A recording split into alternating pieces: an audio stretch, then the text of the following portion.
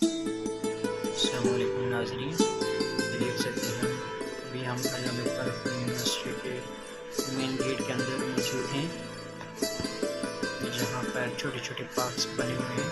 बहुत ही खूबसूरत park.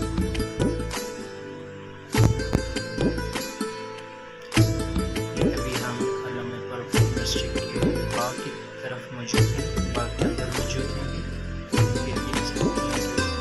Main building के पीछे बहुत खूबसूरत सा बाग, दिलकश मंजर।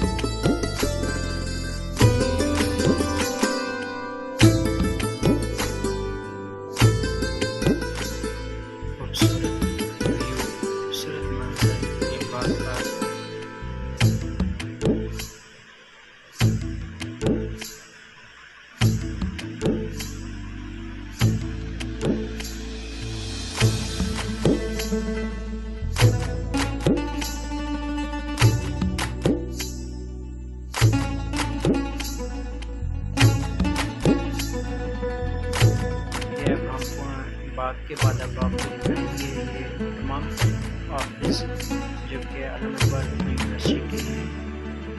ये आप देख सकते हैं आगे छोटे छोटे ब्लॉक्स बने हुए हैं, जिनमें admission office, fair fund office, exam controller office, बाकी तमाम सारे ऑफिस यहाँ मौजूद हैं। ये आप देख सकते हैं छोटे छोटे ब्लॉक्स बने हुए हैं।